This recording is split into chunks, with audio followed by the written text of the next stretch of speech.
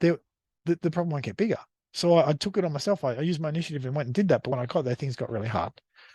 And so if he's saying that, this guy over here might be like, well, that was pretty stupid. But you don't want to say that's stupid, because that's just escalating the conflict.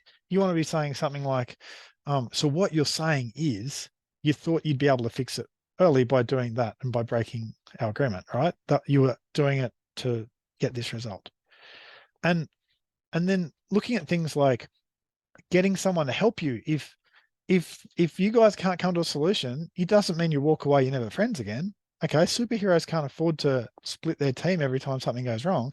Well, you're like, well, who's someone who could help us with this? And at school, it might be a teacher, or at home, it might be our mum or our dad. It's like there's a formula in that that's useful, and also to try and find a win-win, and to be able to do compromises that work.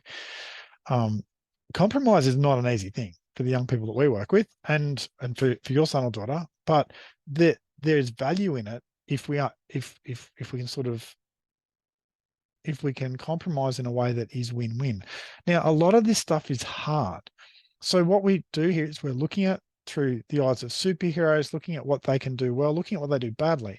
Because something that's really helpful is that superheroes in movies are often very shallow characters. They're not deep. They don't have like 27 emotions. They have like 3, because comic heroes become superheroes and comic heroes are very shallow.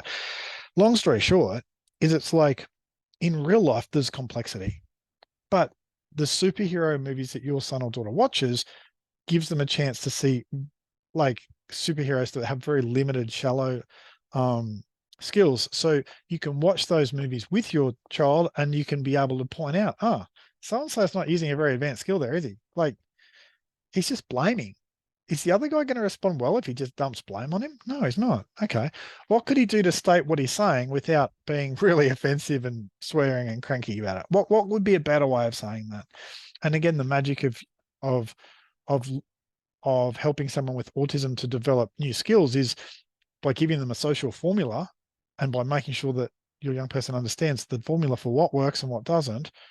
They'll generally retain that formula and be able to use it in the real world.